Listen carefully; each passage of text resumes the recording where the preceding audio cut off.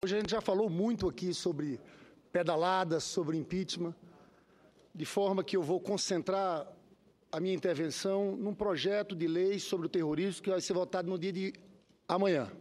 Mas eu quero fazer a última consideração sobre esse debate das pedaladas. E queria pedir a todos os senadores que lessem, de fato, o relatório aprovado pelo Tribunal de Contas da União, senador Blair.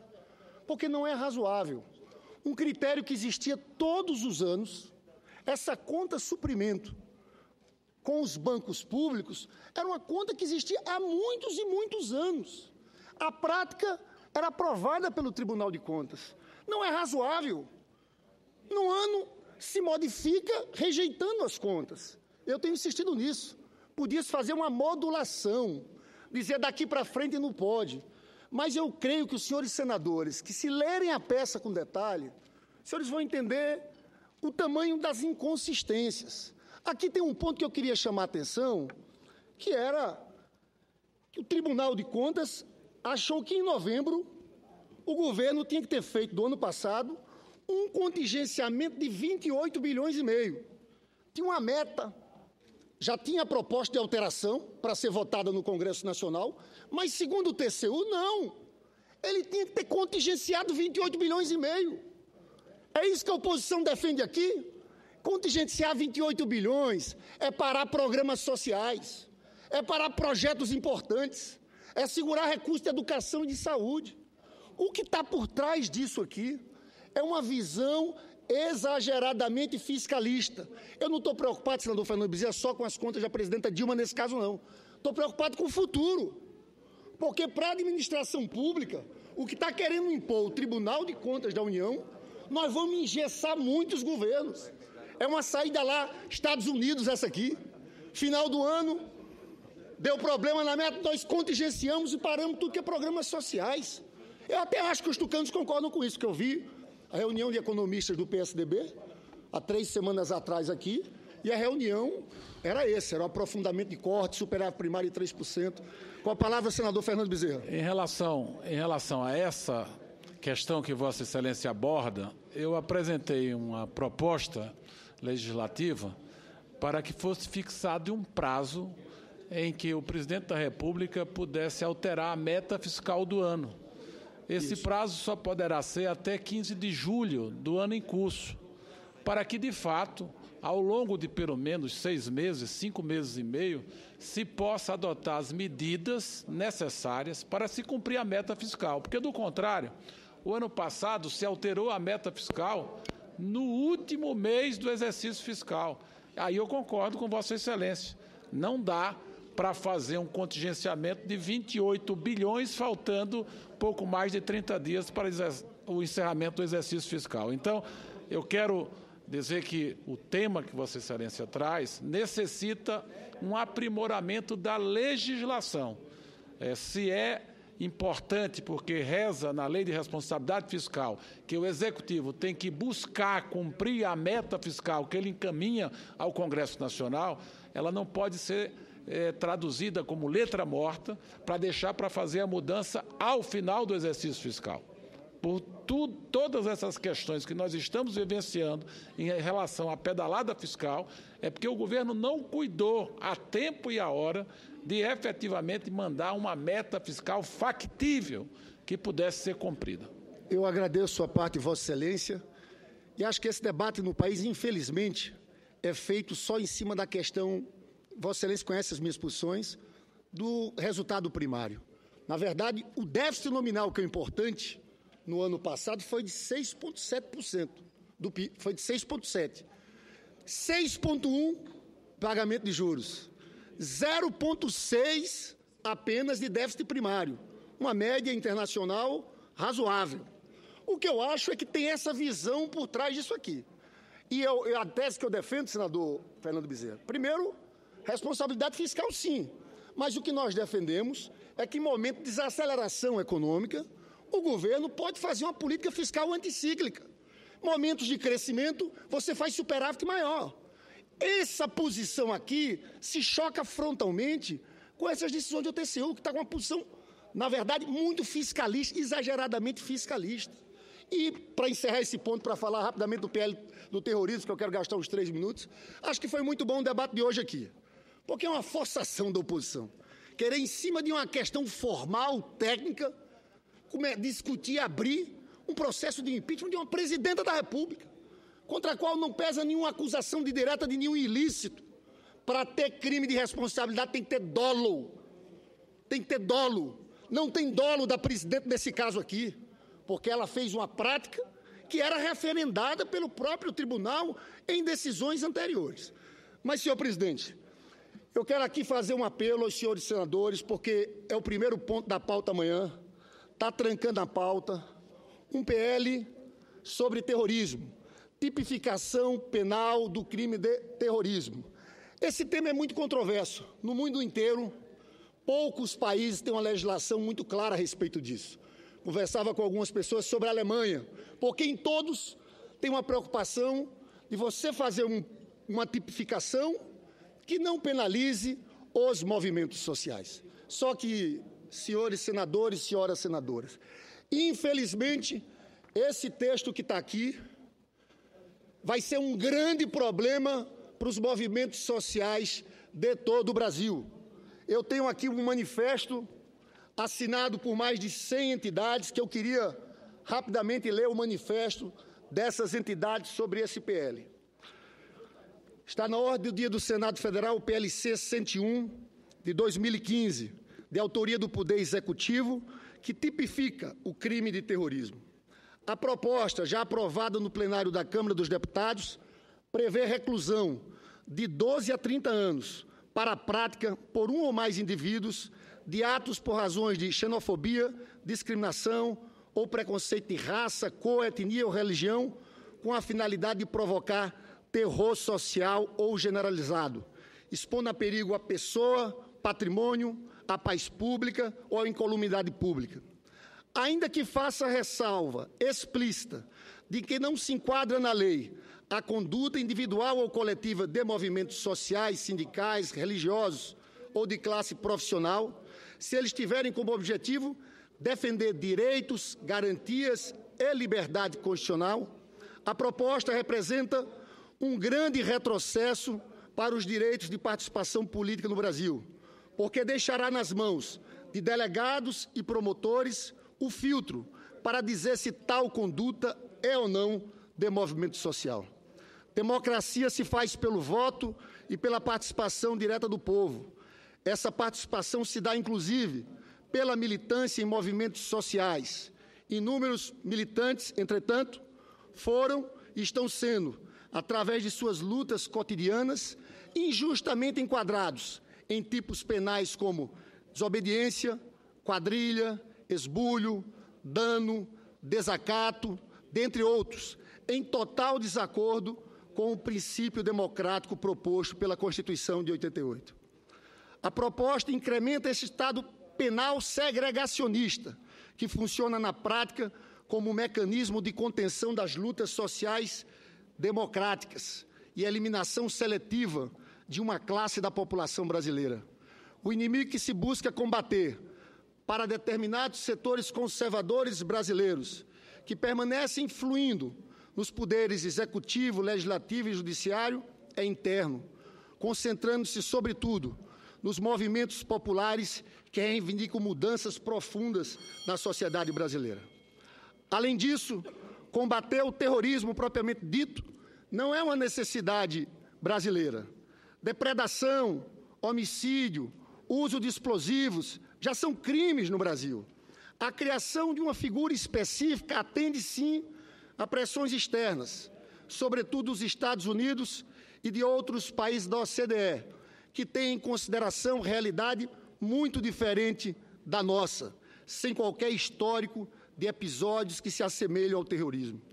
A justificação de que a tipificação ao terrorismo atenderia à recomendação do GAF, Grupo de Ação Financeira contra a Lavagem de Dinheiro e Financiamento do Terrorismo, tampouco é válida. A lei sobre organizações criminosas e todos os seus instrumentos, tais como colaboração premiada e infiltração, já se aplica às organizações terroristas internacionais cujos atos de suporte, de preparação ou de execução ocorram ou possam ocorrer em território nacional. É de se repudiar também emenda apresentada ao projeto que inclui razões de ideologia e política as motivações do terrorismo. É sabido que as lutas e manifestações de diversos movimentos sociais são causadas por motivos ideológicos e políticos, o que certamente é amplamente resguardado pela nossa Constituição. Senador Lindbergh. Senadora Vanessa. Primeiro eu quero cumprimentar Vossa Excelência pelo pronunciamento, não só essa segunda parte, mas a primeira parte também, quando, de forma sintética, rápida, Vossa Excelência coloca as questões no seu devido eixo. Porque o que nós ouvimos hoje à tarde aqui foi um bando de asneira. Espero ter a oportunidade ainda hoje de ocupar a tribuna para falar também deste assunto que a oposição tenta em dizer e se colocar como defensor da democracia. Na realidade, são eles os responsáveis pelo tumulto político que vive o Brasil. Ainda tem coragem de dizer, senador Lindbergh, que eles não têm feito nada, tudo parte das instituições. Ora, quem é que fez a representação na Câmara dos Deputados pelo impeachment, se não eles? Ora, quem é que fez a representação no Tribunal Superior Eleitoral, se não eles? Ou seja, o que nós vimos aqui foi muita mentira. Mas, como diz o ditado popular, a mentira tem perna curta, senador Lindbergh. A mentira tem perna curta, eu não tenho dúvida quanto a isso. Em relação ao que Vossa Excelência fala, um tema que deveremos tratar amanhã, sobre o projeto de lei do terrorismo, primeiro temos que tomar muito cuidado. O nosso Brasil, nosso país, não tem tradição nem história, absolutamente nada em relação ao terrorismo, senador Lindbergh. Nada, absolutamente nada. Segundo, tomar cuidado, como Vossa Excelência chama a atenção de todos, e amanhã terá um grande papel na votação, não tenho dúvida nenhuma, de, em nome do combate ao terrorismo, nós não criminalizarmos movimentos sociais. Meu partido votou contra a matéria, se pronunciou contra a matéria. Infelizmente, perdemos, senador Lindbergh. Mas a esperança está instalada nessa casa. Espero que amanhã, Vossa Excelência, todos nós, tenhamos a capacidade de mostrar isso aos nossos pares e não aprovar o projeto do jeito que ele veio, senador Lindbergh. Então, eu cumprimento Vossa Excelência pela posição. Muito obrigada. Senadora Vanessa, eu agradeço muito a parte de Vossa Excelência. Esse manifesto aqui está assinado por mais de 100 entidades, que estão, de fato, preocupadas. Porque o texto deixa a coisa confusa. Eu vou te dizer aqui, senador Cristóvão, que eu falava Vossa Excelência antes sobre isso. Atos de terrorismo. Aí tem o inciso 1. Usar, ameaçar, usar, transportar, guardar, portar, explosivos. Aí vai, tudo bem. O inciso 2, fala o seguinte: incendiar, depredar, saquear, destruir ou explodir meios de transporte ou qualquer bem público ou privado. Tem o inciso 4 que fala o seguinte: sabotar o funcionamento. Eu vou confessar aqui, senador Cristóvão, Vossa Excelência foi reitor da UNB. Eu já ocupei a Universidade Federal, a reitoria da Universidade da Paraíba por um mês. Eu e o senador Randolfo também, com certeza, estaria incluído em alguns desses pontos. Depredar. E, às vezes acontece quando você faz uma manifestação, é um crime. Eu citava para o senador Cristóvão, eu só queria encerrar, antes de passar o pato, dando um exemplo concreto na cidade que eu fui prefeito, em Nova Iguaçu. Teve uma determinada situação que a polícia entrou no bairro e teve um tiroteio e morreu um garoto de 10 anos. O que fez a população ali do bairro? Fechou uma avenida e queimou um ônibus. Uma atitude errada, mas que é tipificada no Código Penal. O que aconteceu? Quem é que estava liderando aquelas pessoas depois descobriu-se? Era a mãe daquele garoto, que ficou um tempo recolhida. E eu me coloquei a assessoria jurídica da prefeitura para ajudar aquela senhora, mas ela foi presa. Agora, ela não era terrorista.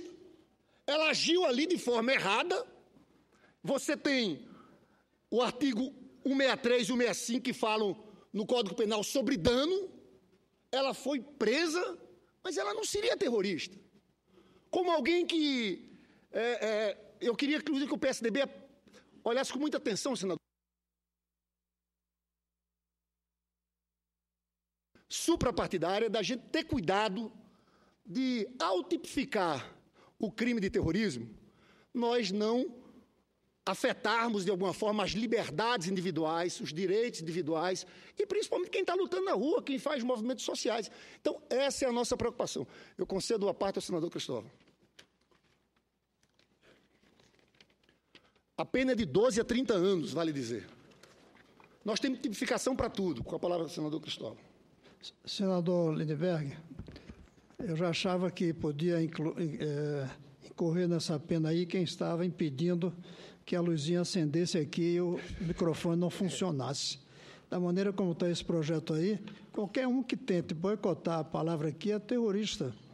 Qualquer um que der um grito que leve, de repente, a um pânico, é um terrorista. Quem jogar uma pedra numa vidraça pode ser considerado terrorista por essa lei. Isso é um absurdo, é uma radicalização de quem ficou com medo das manifestações de 2013 e tenta criminalizar da maneira mais brutal, que é incorrendo no terrorismo, esse crime imperdoável, eu diria, do mundo moderno, qualquer pessoa que, às vezes, por um descuido ou outro, termina cometendo um crime, ou por uma raiva do momento, como o senhor falou agora dessa senhora que se revoltou contra a morte do próprio filho. Eu creio que eu fico satisfeito que o senhor tenha trazido o problema e amanhã eu vou estar aqui para lutar junto contra esse tipo de luta. Muito obrigado, contra senador. esse tipo de manipulação do conceito de terrorismo. Muito obrigado, senador Cristóvão. E o problema central é que quem vai resolver o que é ou não é, dadas as ambiguidades da legislação, é o aplicador de direito na ponta. Ministério Público, delegado, juiz na ponta. Então, é essa a insegurança que passa. Eu passo para o senador Randolfo que, com certeza, se essa lei estivesse em vigor quando era líder estudantil na minha geração, ele estaria aqui...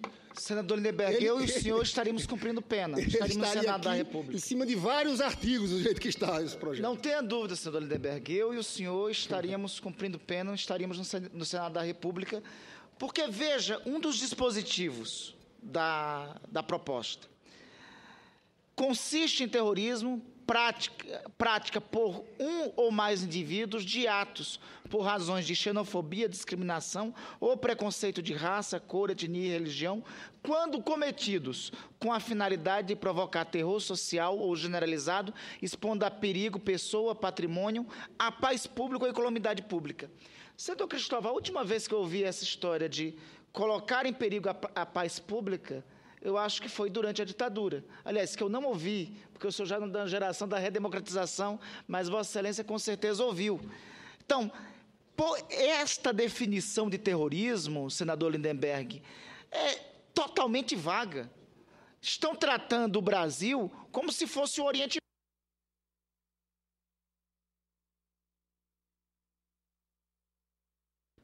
Objetivo com isso, tratar o Brasil como se fosse o Oriente Médio, e aqui não é o Oriente Médio. Essa conceituação vaga só vai criminalizar movimentos sociais justos e legítimos da sociedade brasileira.